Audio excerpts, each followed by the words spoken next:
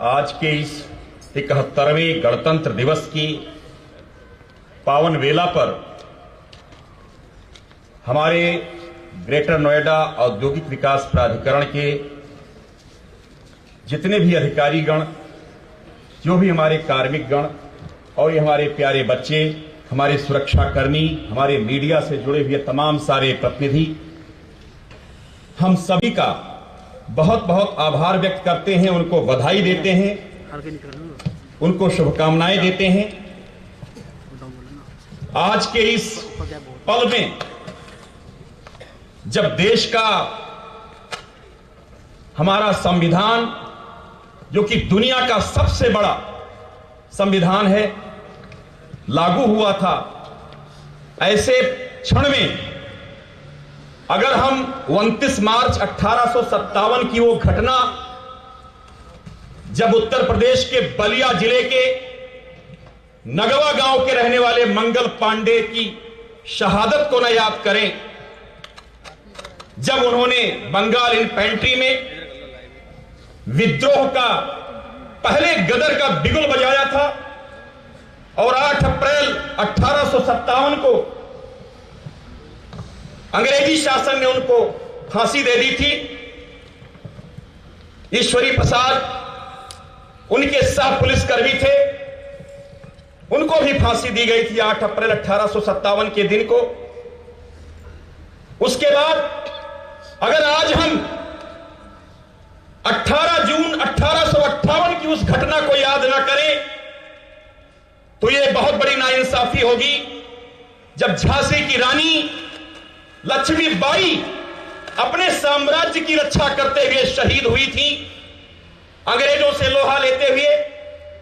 वो शहादत का दिन, ये उनकी शहादत आज के इस गणतंत्र दिवस के पावन पर्व पर हम सब लोगों को स्मरण करना चाहिए। जो 1857 और 1858 की घटनाएं हैं, ये प्रथम स्वतंत्रता संग्राम के रूप में याद की जाती हैं।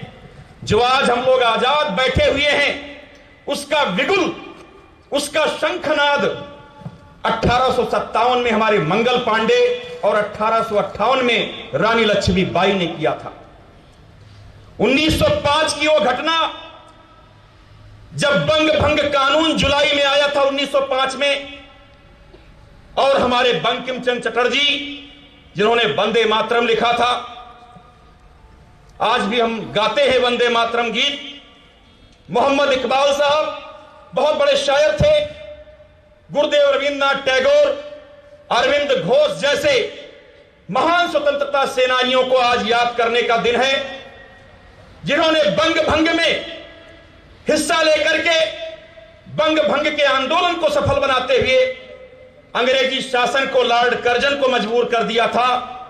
और 16 नवंबर 1905 को बंग भंग कानून को वापस लेना पड़ा था, और सांप्रदायिक आधार पर जो बांटने की साजिश थी अंग्रेजी शासन की, बंगाल को बांटा जाएगा, एक पूर्वी बंगाल कहा जाएगा, एक पश्चिमी बंगाल कहा जाएगा, वो साजिश नाकाम कर दिया था हमारे स्वतंत्रता सेनानियों ने। वो पहली विजय थी।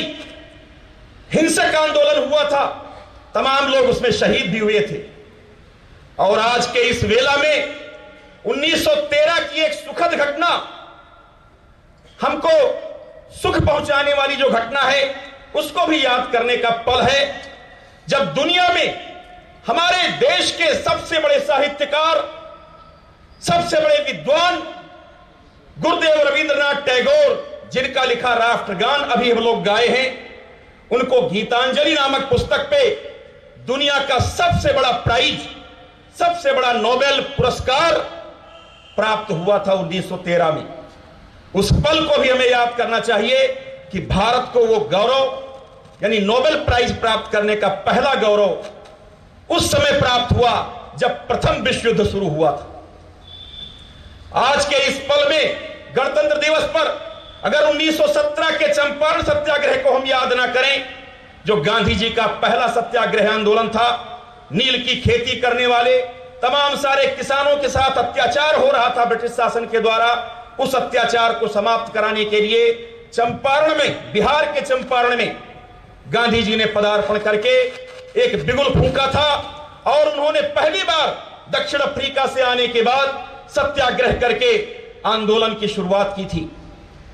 हम 1918 के खेड़ा सत्याग्रह को नहीं भूल सकते, जब सरदार वल्लभ भाई पटेल के नेतृत्व में गुजरात के खेड़ा में उस समय जब आंदोलन छेड़ा गया, जब देश अकाल से जूझ रहा था, देश में सूखा पड़ा था।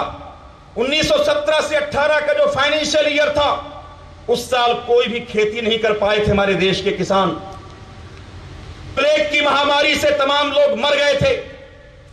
सरदार वल्लभ भाई पटेल ने बिगुल फूंका कि ब्रिटिश शासन लगान को माफ करे 100%, नहीं हम जीना हराम कर देंगे। उसमें गांधी जी को आमंत्रित किया। खेड़ा के थाना कोतवाली मुख्यालय पर बहुत बड़ा धरना प्रदर्शन हुआ था। उसमें गांधी जी की और सरदार वल्लभ भाई पटेल की पहली बार गिरफ्तारी हुई थी स्वतंत्रता संग्राम में। यह इतिहास में कभी भी नहीं भुलाया जा सकता कि एक सत्याग्रह के दौरान एक अच्छी मांग को लेकर के, एक सात्विक मांग को लेकर के हमारे सत्याग्रहियों को गिरफ्तार करके कोतवाली में बंद किया गया, खेड़ा में। लेकिन ये इतने तेजस्वी लोग थे, महात्मा गांधी और सरदार वल्लभ भाई पटेल जैसे प्रतिभाशाली लोग, कि उनके आगे उस समय के वायसराय लॉर्ड चेम्सफोर्ड को झुकना पड़ा और उन्हें ब्रिटिश शासन ने हुकूमत ने आदेश किया कि लगान को माफ कर दिया जाए। जरा एक जोरदार तालियां। ये बंग भंग के बाद दूसरा हम समझेंगे, तीसरा ये खेड़ा सत्याग्रह का आंदोलन था जिसमें हमारे सत्याग्रहियों की विजय हुई थी। चंपारण के बाद खेड़ा सत्याग्रह। हम 1918 में उस आंदोलन को नहीं भूल सकते जब हमारे बीच में खिलाफत आंदोलन शुरू हुआ। उस समय प्रथम विश्व युद्ध जब समाप्त हुआ, ब्रिटेन और फ्रांस ने तुर्की पर कब्जा कर लिया था और तुर्की का जो खलीफा पद हुआ करता था, इस्लाम धर्म के हमारे जो भाई लोग हैं, अनुयायी हैं, उनकी बड़ी श्रद्धा थी।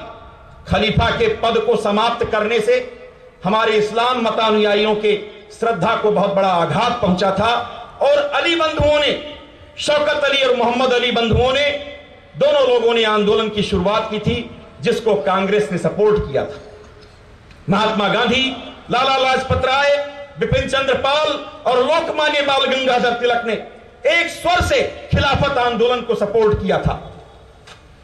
हम रौलट एक्ट को कभी नहीं भूल सकते। आज के इस गणतंत्र दिवस के पावन पर्व पर जो एक दमनकारी कानून था, 1919 की शुरुआत में एक कानून बनाया गया 8 जनवरी को, और इस कानून के जरिए यह व्यवस्था दी गई थी कि किसी भी भारतीय को बिना कारण बताए गिरफ्तार करके अनिश्चितकालीन जेल में डाला जा सकता था, अनिश्चित काल के लिए उसको बंद किया जा सकता था।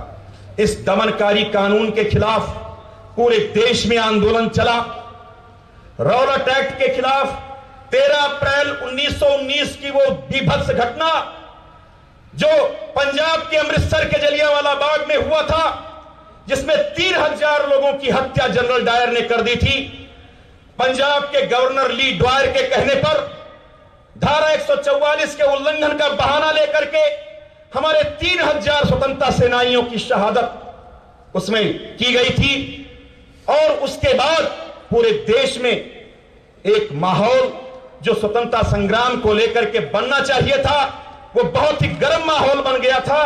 और उस माहौल को लेकर के हमारे महात्मा गांधी, लोकमान्य बाल गंगाधर तिलक, लाला लाजपत राय, बिपिन चंद्र पाल जैसे महान लोगों ने असहयोग आंदोलन शुरू किया। नॉन कोऑपरेशन मूवमेंट, ये 1920 का वो आंदोलन था जिसमें आबाल वृद्ध नर नारी, पूरे देश के बूढ़े बच्चे, जवान, महिलाएं, माताएं, बहनें, सब लोगों ने सड़कों पर निकल करके हिस्सा लिया था। तमाम सारे लोगों ने सरकारी नौकरियों का त्याग कर दिया था। विदेशी वस्तुओं की होली जलाई गई थी और खादी को लेकर के गांधी जी ने बहुत बड़ा आंदोलन छेड़ा था कि हम अपने देश में बने हुए चीजों को ही स्वीकार करेंगे उसका ही प्रयोग करेंगे, बाहर की किसी भी चीज का हम इस्तेमाल नहीं करेंगे। इस आंदोलन के जरिए जागरूकता, जन चेतना फैल गई हमारे देश के सभी प्रांतों में। उसके बाद एक दुर्भाग्यपूर्ण घटना घटती है 5 फरवरी 1922 को, जब गोरखपुर के चौरी चौरा में हमारे स्वतंत्रता संग्राम आंदोलन कर रहे थे स्वतंत्रता संग्राम सेनानी, चक्का जाम किए हुए थे और कुछ स्वतंत्रता संग्राम सेनानियों को जो गिरफ्तार करके चौरी चौरा कोतवाली में बंद किया गया था, उनको छुड़ाने की मांग कर रहे थे। लेकिन वहां पर निहत्थे स्वतंत्रता संग्राम सेनानियों पर पुलिस ने लाठीचार्ज किया, जिसमें 17 लोग गंभीर रूप से घायल हो गए। उसको देख करके चौरी चौरा और आसपास के गोरखपुर, देवरिया, कुशीनगर और बलिया तक के लोग, बहुत सारे लोग लाखों की संख्या में इकट्ठा हो गए। पुलिस की हिम्मत नहीं पड़ी कि उनको रोक पाए और चौरी चौरा कोतवाली को आग लगा दिया था हमारे स्वतंत्रता सेनानियों ने, जिसमें 22 पुलिसकर्मियों की मृत्यु हो गई थी। दुर्भाग्य से वो 22 पुलिसकर्मी हमारे हिंदुस्तानी थे। उसमें एक हेड कांस्टेबल, एक उपनिरीक्षक और 20 सिपाही थे। उस घटना से महात्मा गांधी मर्माहत हुए और उन्होंने असहयोग आंदोलन स्थगित कर दिया। गांधी जी का मत था कि हम अपने आजादी को, हम अपने स्वराज्य को सत्य, अहिंसा, अस्तेय, अपरिग्रह और ब्रह्मचर्य, ये जो 5 मानव मूल्य हैं, इनके बल पर ही प्राप्त करेंगे। हम किसी की हत्या नहीं करेंगे, हम किसी का खून नहीं बहाएंगे।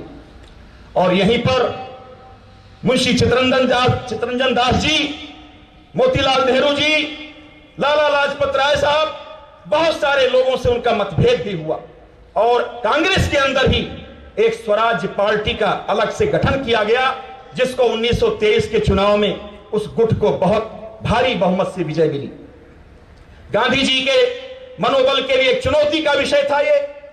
लेकिन इसके बाद 8 अगस्त 1925 की वो घटना इस गणतंत्र दिवस पर हम कभी नहीं भुला सकते, जब लखनऊ के काकोरी में अंग्रेजों का खजाना लूटने के लिए एक कूटनीति रची गई, जिसमें चंद्रशेखर आजाद जो रिपब्लिकन आर्मी गठित करके अंडरग्राउंड होकर के अंग्रेजों के खिलाफ युद्ध छेड़े हुए थे, जिसमें नेताजी सुभाष चंद्र बोस की उनको मदद मिल रही थी, क्योंकि नेताजी सुभाष चंद्र बोस 1921 में आईसीएस में पूरी दुनिया में सेकंड पोजीशन हासिल करने के बाद 3 दिन के अंदर उसने इस्तीफा देकर के, उस सेवा से त्याग पत्र देकर के, उस सेवा को लात मार करके स्वतंत्रता संग्राम में कूद पड़े थे। और मुंशी चित्तरंजन दास के गुरुत्व में, उनके अंडर में रह करके उन्होंने राजनीति और कूटनीति की शिक्षा ग्रहण करते हुए अंग्रेजों के खिलाफ अंडरग्राउंड होकर के बहुत सारे आंदोलन को लिए उन्होंने शुरुआत किया था। चंद्रशेखर आजाद, राम प्रसाद बिस्मिल, अशफाक उल्लाह खान, राजेंद्र नाथ लाहिड़ी, शचीन्द्र नाथ सान्याल और मनमथनाथ गुप्ता, इतने सारे लोग काकोरी कांड में जो ट्रेन लूटी गई थी, जिसमें 4,601 रुपए लूटे गए थे, और इन सारे लोगों ने मिलकर के चेन पुलिंग करके उस ट्रेन में जो रेलवे का खजाना रखा था लूट लिया था। लूटने का पर्पस था, 2 पर्पस थे उसके। एक तो अंग्रेजों को चुनौती देनी थी कि तुम बहुत बड़े क्रूर शासक बने घूम रहे हो, तुम्हारी सुरक्षा को हम सेंध लगा करके तुम्हारे खजाने को लूटेंगे और उस खजाने से हम आर्म्स खरीदेंगे, हथियार खरीदेंगे और उससे तुमको हम मजा और इस तरीके से सबक सिखाएंगे कि तुमको इस देश से बाहर भागना होगा। ये हमारे गर्मपंथी विचार के जो स्वतंत्रता सेनानी थे, ये उनका उद्देश्य था। उस घटना के बाद निश्चित रूप से हमारे जो गर्मपंथी विचार के लोग थे, उनको एक प्रेरणा मिली, उत्साहवर्धन हुआ। लेकिन चंद्रशेखर आजाद को छोड़ करके बाकी सारे लोगों को गिरफ्तार कर लिया ब्रिटिश शासन ने। शचीन्द्र नाथ सान्याल और मनमथनाथ गुप्ता को काला पानी की सजा सुनाई गई, उनको पोर्ट ब्लेयर भेज दिया गया। लेकिन अशफाक उल्लाह खान साहब को फैजाबाद में फांसी दे दी गई। रोशन सिंह जैसे लोग जो काकोरी हत्याकांड, काकोरी लूटकांड के बहुत बड़े नेता थे, स्वतंत्रता सेनानी थे, उनको इलाहाबाद में फांसी दे दी गई। हमारे अमर शहीद राम प्रसाद बिस्मिल, उनको गोरखपुर के जेल में फांसी दी गई। राजेंद्र नाथ लाहिड़ी जो काकोरी कांड में शामिल थे, उनको गोंडा जेल में फांसी दी गई। इसके अलावा जब यह कांड हो गया, फांसी देने के बाद तमाम सारे हमारे जो भारतीय स्वतंत्रता सेनानी थे, उनके अंदर अंग्रेजों के प्रति जो घृणा थी उसमें बहुत वृद्धि हुई। भारत की जनता के अंदर आक्रोश फैल गया था। उसके बाद एक घटना 1927 में घटती है, जिसको हम गणतंत्र दिवस के इस पावन पर्व पर याद करने से नहीं भूलेंगे।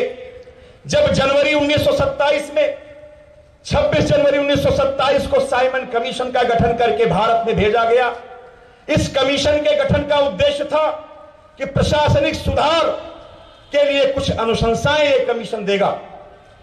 लेकिन यह जब कमीशन आया तो इसमें भारत का कोई मेंबर नहीं था, भारत का कोई सदस्य नहीं था, जिसको लेकर पूरे देश में इसका विरोध शुरू हो गया। हमारे स्वतंत्रता सेनानी साइमन कमीशन को स्वीकार करने को कतई तैयार नहीं थे और इसका विरोध पूरे देश में होता रहा। अंत में 12 नवंबर 1928 को जब लाहौर में साइमन कमीशन की बैठक होने जा रही थी, पुलिस कमिश्नर ऑफिस में, जहां का पुलिस कमिश्नर सैंडर्स था, वहां पर विरोध करने के लिए लगभग 1 लाख स्वतंत्रता सेनानी लाला लाजपत राय के नेतृत्व में लाहौर के किले की ओर आगे बढ़ रहे थे। पैदल मार्च था, निहत्थे हमारे स्वतंत्रता सेनानी थे, लेकिन पुलिस कमिश्नर सैंडर्स ने लाठीचार्ज का आदेश किया और खुद लाठीचार्ज करते हुए लाला लाजपत राय साहब को, जो पंजाब के फिरोजपुर में पैदा हुए थे 1865 में, लाला लाजपत राय हमारे बहुत बड़े स्वतंत्रता सेनानी थे, जिनको महात्मा गांधी गुरु मानते थे। महात्मा गांधी केवल 2 लोगों को गुरु माने हैं अपनी आत्मकथा में, लोकमान्य बाल गंगाधर तिलक और लाला लाजपत राय। लाला लाजपत राय हमारे वो स्वतंत्रता सेनानी थे जिन्होंने 1893 में पंजाब नेशनल बैंक की स्थापना की थी। बैंकिंग सिस्टम में सुधार के सबसे बड़े प्रणेता के रूप में लाला लाजपत राय को आज भी याद किया जाता है। आज भी पंजाब नेशनल बैंक जो उनके द्वारा स्टैब्लिश किया गया था, 4,500 शाखाओं के साथ, 40 लाख कस्टमर के साथ पूरे देश का दूसरा सबसे बड़ा बैंक बना हुआ है। जरा एक बार जोरदार तालियों के साथ उस अमर शहीद लाला लाजपत राय का अभिनंदन करें आज इस गणतंत्र दिवस के पावन बेला पर। लाला लाजपत राय जो कई बार कांग्रेस के अध्यक्ष भी रह चुके थे, 12 नवंबर 1928 को साइमन कमीशन का विरोध करते हुए वहां पर मार्च में गए थे, लाहौर की तरफ आगे बढ़ रहे थे और उन पर लाठी चार्ज किया। सैंडर्स ने उनको लहूलुहान किया, वो घायल होकर गिर पड़े। सरदार वल्लभ भाई पटेल उनको उठा करके सिविल अस्पताल लाहौर में भर्ती किए थे।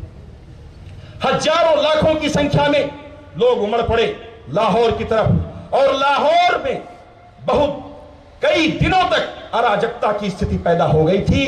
लोगों को कंट्रोल करना मुश्किल था, क्योंकि लाला लाजपत राय की जो छवि थी वो पूरे देश में बहुत ही सम्मानपूर्ण छवि थी। पूरे देश के लोग उनके सबसे पुराने, एक तरीके से बुजुर्ग कांग्रेसी नेता, स्वतंत्रता सेनानी, समाज सुधारक के रूप में उनको देखा करते थे। उसके बाद 17 नवंबर 1928 को घायला अवस्था में लाला लाजपत राय की मृत्यु हो जाती है लाहौर के सिविल अस्पताल में। सरदार भगत सिंह, राजगुरु और सुखदेव ने संकल्प लिया कि आज के 1 महीने के अंदर उस पुलिस कमिश्नर लाहौर सैंडर्स को हम वहीं पहुंचा देंगे जहां पर लाला लाजपत राय को लहूलुहान करके शहीद किया है। हम सैंडर्स के खून से लाहौर की धरती को लाल करेंगे। यह हमारे सरदार भगत सिंह ने संकल्प लिया था और उस संकल्प को 1 महीना पूरा होते होते 17 नवंबर को मृत्यु हो रही है लाला लाजपत राय की और 17 दिसंबर 1928 को लाहौर के पुलिस कमिश्नर ऑफिस में पूरे साहस के साथ तीनों हमारे स्वतंत्रता सेनानी घुसे और सैंडर्स जो पुलिस कमिश्नर था वो बैठा हुआ था, उसको गोलियों से छलनी कर दिया था। लाला लाजपत राय की शहादत का बदला उन्होंने लिया। राजगुरु सुखदेव वहीं लाहौर में गिरफ्तार कर लिए गए और लाहौर की जेल में बंद कर दिए गए। सरदार भगत सिंह, उनको गिरफ्तार करना इतना आसान काम नहीं था। वो वेश बदल करके दिल्ली आ गए। दिल्ली में चंद्रशेखर आजाद भूमिगत होकर के आंदोलनरत थे और सरदार भगत सिंह चंद्रशेखर आजाद ने संकल्प लिया कि अब अगला कदम हमारा कुछ ऐसा होगा जो ये ब्रिटिश हुकूमत के हुक्मरान लोग हैं वो जिंदगी भर याद करें, वो इतिहास में लोग याद करें। उन्होंने 8 अप्रैल 1929 का वो दिन चुना जिस तिथि में बलिया जिले के नगवा गांव के रहने वाले मंगल पांडे को फांसी दी गई थी। 8 अप्रैल 1857 ईस्वी को। वो 72 साल बाद उस शहादत को याद करने के लिए चंद्रशेखर आजाद और सरदार भगत सिंह ने यह कूटनीति रची कि दिल्ली असेंबली में हम बम भेजें और दिल्ली असेंबली पर 8 अप्रैल 1929 को सुनियोजित तरीके से उन्होंने बमबार्ड किया। हालांकि उनका उद्देश्य किसी को घायल करना नहीं था, किसी को जनधन की कोई हानि पहुंचाने का उद्देश्य नहीं था, लेकिन उनका उद्देश्य अंग्रेजी हुकूमत में दहशत पैदा करना था और उसमें वो पूरी तरीके से सफल हुए। लेकिन दुर्भाग्यपूर्ण रहा कि सरदार भगत सिंह दूसरे दिन ही दिल्ली के अंदर गिरफ्तार कर लिए गए और जहां राजगुरु सुखदेव उनके साथी लाहौर में बंद थे वहीं पर उनको भी बंद कर दिया गया। इसके बाद एक माहौल जो स्वतंत्रता आंदोलन का गर्म माहौल बनना चाहिए था वो बनता चला गया। लाला लाजपत राय ने यह संकल्प लिया था कि 26 जनवरी 1930 को, वो 26 जनवरी 1927 जब साइमन कमीशन का गठन हुआ था, हम इस साइमन कमीशन का विरोध करते हुए संकल्प लेते हैं कि 26 जनवरी 1930 को हम स्वराज्य की घोषणा कर देंगे, इस देश के आजादी की घोषणा कर देंगे।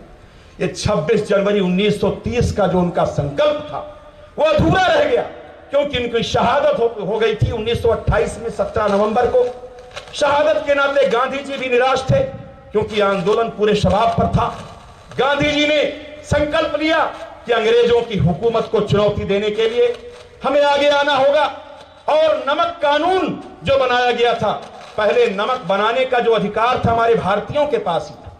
हमारे भारत के लोग, समुद्र हमारा, लहरें हमारी और जो सॉल्ट है, कच्चा नमक है, वो हमारा, लेकिन अंग्रेज उस पर हुकूमत के जरिए कब्जा कर लिए थे नमक कानून बना करके, जो एक दमनकारी कानून था रौलट एक्ट के बाद दूसरा दमनकारी कानून। उसका विरोध करने के लिए 12 मार्च 1930 को गांधी जी ने अहमदाबाद के साबरमती आश्रम से 79 लोगों के साथ दांडी यात्रा निकाली।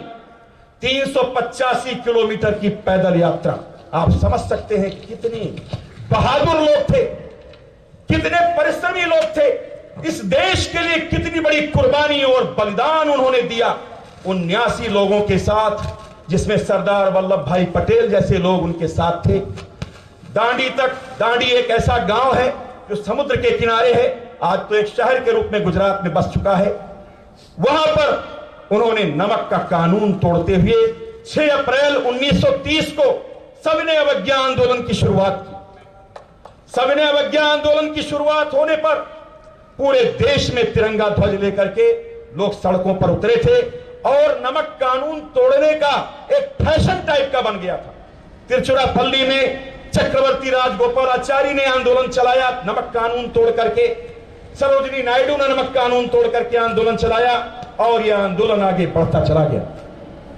उसके बाद 1930 में पहला गोलमेज सम्मेलन जो आयोजित किया लंदन में अंग्रेजों ने कि किसी तरीके से हम इस आंदोलन को दबा दें, समझा बुझा करके बातचीत के जरिए, लेकिन गांधी जी ने बहिष्कार किया उस पहले गोलमेज सम्मेलन का। दूसरा गोलमेज सम्मेलन 5 मार्च 1931 को लॉर्ड इरविन जो वायसराय हुआ करता था उस जमाने में भारत का, उसने आहूत किया। लेकिन 5 मार्च 1931 को वो बैठक हो, उसके पहले एक बहुत बड़ी घटना इलाहाबाद में, जिसको आज हम प्रयागराज के रूप में जानते हैं, वहां घटी। 27 फरवरी 1931 को वहां कंपनी बाग के अल्फ्रेड पार्क में, जिसको आज चंद्रशेखर आजाद पार्क के नाम से पूरी दुनिया में जाना जाता है, उस अल्फ्रेड पार्क में चंद्रशेखर आजाद ने 11 अंग्रेज पुलिस अधिकारियों का वध करके अपने कनपटी में गोली मार करके शहादत प्राप्त की थी।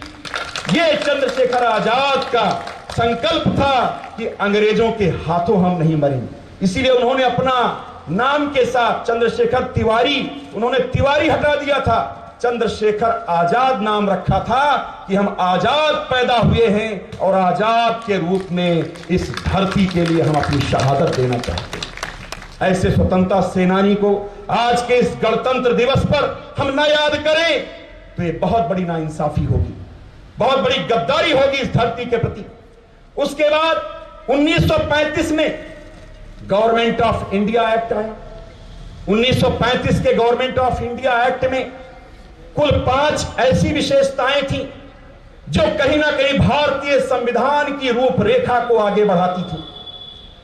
केंद्र में द्वैध शासन प्रणाली लागू हुई, dual system of government in the central government. इसके अलावा प्रांतीय स्वायत्तता, स्टेट्स को ऑटोनॉमस किया गया। संघीय न्यायालय जो आज सुप्रीम कोर्ट के रूप में है, उसकी स्थापना की गई। इसके अलावा रिजर्व बैंक की स्थापना की गई। बर्मा और अंडमान को भारत की शासन प्रणाली से अलग कर दिया। ये हमारे बच्चों के लिए बहुत इंपॉर्टेंट बातें हैं, क्योंकि ये कॉम्पिटिटिव एग्जाम्स में पूछे जाते हैं। 1935 का जो अधिनियम था उसमें ये 5 विशेषताएं थी और उस अधिनियम का कुछ विरोध जरूर हुआ, लेकिन अंत में यह माना गया कि इसमें जो ऑटोनॉमस सिस्टम, ऑटोनॉमी जो स्टेट्स को दी जा रही, स्वायत्तता दी जा रही है, ये अच्छी बात है और हम इसको स्वीकार कर लेते हैं। 1 अप्रैल 1937 को वो एक्ट लागू हुआ। उसी के बाद पहली बार कांग्रेस के अध्यक्ष हमारे नेताजी सुभाष चंद्र बोस हरिपुरा के अधिवेशन में 1938 में चुने गए। कांग्रेस में पहली बार लाला लाजपत राय और लोकमान्य बाल गंगाधर तिलक के बाद पहली बार नेताजी सुभाष चंद्र बोस जैसे कर्म पंथी विचार के नेता के हाथों में कांग्रेस की बागडोर दी गई थी और महात्मा गांधी जी ने उनके नाम की अनुशंसा की थी। लेकिन कालांतर में गर्मपंथी विचार होने के नाते गांधी जी से उनके कुछ मतभेद थे और 1939 में कांग्रेस से उन्होंने इस्तीफा दे दिया। दोबारा अध्यक्ष चुने जाने के बाद भी उन्होंने इस्तीफा दे दिया 1939 में और उन्होंने कांग्रेस के अंदर ही फॉरवर्ड ब्लॉक का गठन कर दिया। फॉरवर्ड ब्लॉक चला करके उन्होंने अंग्रेजों के खिलाफ एक युद्ध का ऐलान किया था। इत्तेफाक से 1939 में ही दूसरा विश्व युद्ध शुरू हो गया था और उस दूसरे विश्व युद्ध में भारतीयों का सहयोग प्राप्त करने के लिए स्टैफर्ड क्रिप्स के अध्यक्षता में क्रिप्स मिशन अंग्रेजों ने मार्च 1942 में भेजा, जिसको गांधी जी ने भगा दिया। कहा तुम्हारी कोई बात नहीं मानेंगे, तुम इतना अत्याचार कर रहे हो, तुम भारत छोड़ो। क्रिप्स मिशन के आने के बाद गांधी जी ने पूरे देश में आंदोलन छेड़ने की प्रतिज्ञा ली और 8 अगस्त 1942 को उन्होंने भारत छोड़ो आंदोलन शुरू किया, डू और डाई का नारा देकर के, करो और मरो का नारा देकर। उनका यह संकल्प था कि अब बहुत हो गया अत्याचार अंग्रेजों का, अब हम इसे बर्दाश्त नहीं करेंगे। 8 अगस्त 1942 की वो भारत छोड़ो की घटना, आंदोलन की घटना आज के इस गणतंत्र दिवस पर हम लोग जरूर स्मरण करेंगे। उसके बाद जब 2 सितंबर 1945 को दूसरा विश्व युद्ध समाप्त होता है और 15 अगस्त 1945 को जापान आत्मसमर्पण कर देता है मित्र राष्ट्रों के आगे। पूरी दुनिया 2 धुरी में बटी हुई थी। एक तरफ ब्रिटेन, अमेरिका और रूस थे जो मित्र राष्ट्र के रूप में जाने जाते थे और दूसरी तरफ धुरी राष्ट्र थे जिसमें जर्मनी, जापान और इटली हुआ करती थी। जापान उस समय का सबसे शक्तिशाली देश माना जाता था। अमेरिका ने जब हिरोशिमा और नागासाकी पर हमला किया, परमाणु बम गिराए, जापान की कमर टूट गई। जापान ने 15 अगस्त 1945 को सरेंडर कर दिया था और युद्ध विराम की घोषणा की थी। अंत में ये सब स्थितियों में अंग्रेजों ने समझा, अंग्रेजों ने ये मांगा, सहायता मांगी कि हमें सेकंड वर्ल्ड वॉर में भारतीयों की सहायता चाहिए, तो भारतीयों ने भी उनके सामने शर्त रखा था कि तुम पहले ये हमें लिखकर दे दो कि सेकंड वर्ल्ड वॉर समाप्त होने के बाद तुम देश छोड़कर भाग जाओगे, देश को आजाद करोगे। लेकिन अंग्रेजों ने लिखकर नहीं दिया था, इसलिए भारतीयों ने सहयोग नहीं किया। 1942 के आंदोलन से, भारत छोड़ो आंदोलन से बहुत सारे हमारे नेवी के जो सैनिक थे विद्रोह पर उतर आए, हमारे थल सेना के जो सैनिक थे विद्रोह पर उतर आए, पुलिस में विद्रोह हो गया, यानी जो रक्षक थे अंग्रेजों के वही भक्षक बनकर के उनके सामने खड़े थे। अंग्रेजों को एहसास हो गया था कि अब इस देश को छोड़ करके हमें जाना पड़ेगा। अंत में उन्होंने कैबिनेट मिशन का गठन किया। कैबिनेट मिशन में 3 मेंबर थे, स्टीफर्ड क्रिप्स, एबी अलेक्जेंडर और पैंथिक लॉरेंस। इन तीनों मेंबर में क्रिप्स पहले आ चुका था भारत में, जिसको गांधी जी ने खदेड़ कर बाहर कर दिया था। इन तीनों के द्वारा जो कैबिनेट मिशन गठित हुआ था, उसकी अनुशंसा पर जुलाई 1946 में पूरे देश में संविधान सभा के गठन का चुनाव हुआ और जुलाई 1946 में आम चुनाव की जगह संविधान सभा में कुल 389 मेंबर चुन करके आए, जिसमें 292 मेंबर 292 मेंबर्स प्रांतों से चुन करके आए थे, 4 चीफ कमिश्नरी के मेंबर थे और 93 मेंबर देशी रियासतों के प्रतिनिधि के रूप में हुआ करते थे। लेकिन इसकी जब पहली बैठक हुई, अब हम संविधान की ओर आगे बढ़ना चाहेंगे। जब पहली बैठक हुई 9 दिसंबर 1946 को, उसमें डॉक्टर सच्चिदानंद सिन्हा जो बिहार से चुन करके आए थे और पूरे संविधान सभा के 389 मेंबर में उम्र के लिहाज से सबसे बुजुर्ग मेंबर थे, उनको प्रोटेम स्पीकर चुना गया। प्रोटेम स्पीकर का उद्देश्य होता है कि सारे चुने हुए मेंबर्स को वो शपथ दिलाएंगे। सब डॉक्टर सच्चिदानंद सिन्हा ने सबको शपथ दिलाई, लेकिन उस पहली बैठक की एक खासियत थी कि उसमें मोहम्मद अली जिन्ना ने यह कहकर के बहिष्कार किया, यानी आए वो बैठक में, लेकिन बहिष्कार किया कि पाकिस्तान के लिए अलग से संविधान सभा गठित होनी चाहिए। हैदराबाद का कोई भी प्रतिनिधि भाग नहीं लिया था उस पहली बैठक में। 2 दिन बाद ही 11 दिसंबर 1946 को संविधान सभा की दूसरी बैठक होती है। उस बैठक में डॉक्टर राजेंद्र प्रसाद को स्थायी अध्यक्ष के रूप में चुना जाता है। संविधान सभा के वो स्थायी अध्यक्ष चुने गए और उसी के 2 दिन बाद 13 दिसंबर 1946 को जो संविधान सभा की बैठक होती है, उसमें जवाहरलाल नेहरू जी ने उद्देश्य प्रस्ताव प्रस्तुत किया। उद्देश्य प्रस्ताव का उद्देश्य यह था कि संविधान की रूपरेखा क्या होगी, इसके लिए कुछ समितियों का गठन किया जाए। 5 समितियों का गठन हुआ। उनमें जो सबसे महत्वपूर्ण समिति थी संविधान प्रारूप समिति, कॉन्स्टिट्यूशन ड्राफ्टिंग कमेटी, उसके अध्यक्ष हमारे बाबा साहब डॉक्टर भीमराव अंबेडकर जी थे। उनके नेतृत्व में संविधान रचना आरंभ हुई, लेकिन 5 समितियों के जो सेक्रेटरी थे डॉक्टर BN राव साहब, जो हैदराबाद के रहने वाले थे और उस समय के सबसे सीनियर ICS ऑफिसर थे, हम उनके योगदान को भी कभी नहीं भुला सकते। बाबा साहब भीमराव अंबेडकर जी के साथ उन्होंने कंधे से कंधा मिलाकर के डॉक्टर BN राव साहब ने 60 देशों की यात्रा की और जितने गणराज्य वाले संविधान थे, लोकतांत्रिक गणतंत्रीय देश थे, उन सभी देशों से हीरे मोती की तरह जो अच्छे विचार थे, जो हमारे देश के लिए फिट बैठते थे, ऐसे विचारों को चुन करके उन्होंने संविधान के प्रारूप में रखा।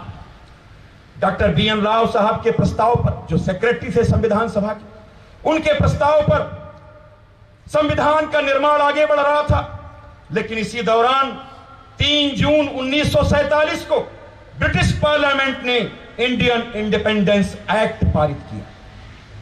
उन्होंने भारतीय स्वतंत्रता अधिनियम जो 3 जून 1947 को पारित किया, उस अधिनियम की सबसे बड़ी खासियत थी कि वो हमें आजादी तो दे रहे थे, आजादी के दिन की भी घोषणा उन्होंने 3 जून 1947 को कर दी कि 15 अगस्त को हम इस देश को आजाद कर देंगे। लेकिन उन्होंने उसमें एक क्लॉज जोड़ दिया कि ये देश 2 भागों में बटेगा, एक भारत कहा जाएगा और दूसरा पाकिस्तान कहा जाएगा। दोनों सॉवरेन कंट्री के रूप में, संप्रभु संपन्न राष्ट्र के रूप में देखे जाएंगे। इस एक्ट का एक तरफ कुछ स्वागत भी हुआ, दूसरी तरफ विरोध भी शुरू हुआ कि हम बटेंगे नहीं। पूरे देश के स्वतंत्रता सेनानी भी कहीं ना कहीं वैचारिक रूप से आपस में बटे। उसके बाद 26 जुलाई 1947 को अंग्रेजों ने ब्रिटिश पार्लियामेंट में अधिनियम में एक क्लॉज जोड़ते हुए पाकिस्तान के लिए संविधान सभा अलग से गठित करने का आदेश कर दिया। और जो 389 मेंबर हमारे थे संविधान सभा के चुने हुए, उनमें से 90 मेंबर बाहर हो गए।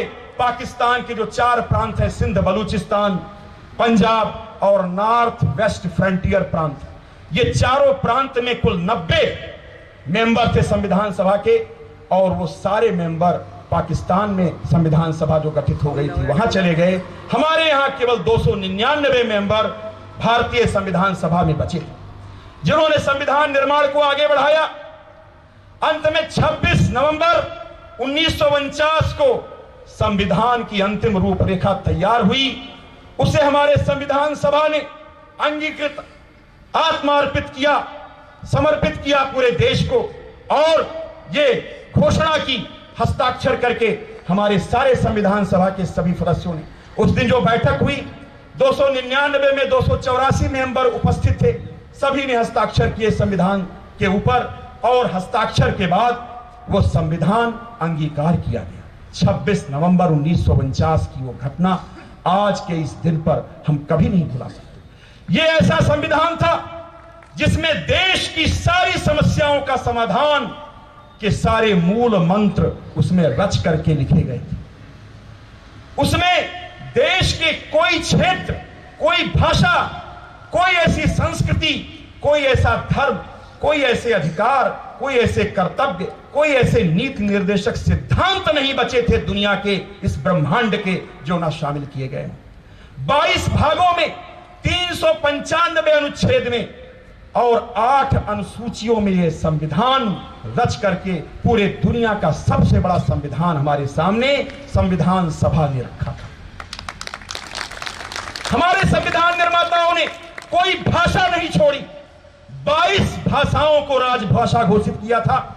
असमिया, बांग्ला, गुजराती, हिंदी, कन्नड़, कश्मीरी, मलयालम, मराठी, उड़िया, पंजाबी, संस्कृत, सिंधी, तमिल, तेलुगु, उर्दू, मणिपुरी, कोंकणी, नेपाली, बोडो, सैंथली, मैथिल और डोंगरी, ये कुल मिलाकर के 22 भाषाएं थी।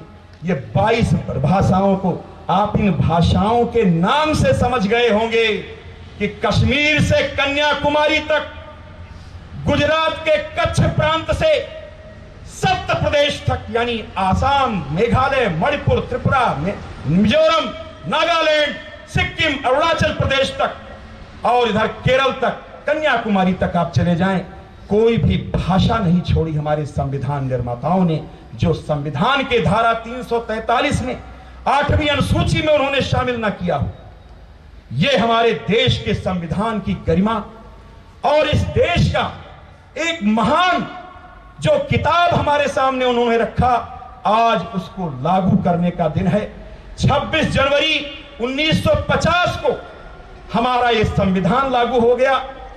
संविधान लागू होने के बाद आज भी 125 संशोधन उसमें किए गए हैं। 125 से ज्यादा संशोधन हमारे संविधान में किए जा चुके हैं। यानी हमारा संविधान तरल संविधान है, कठोर संविधान नहीं है, लचीला संविधान है।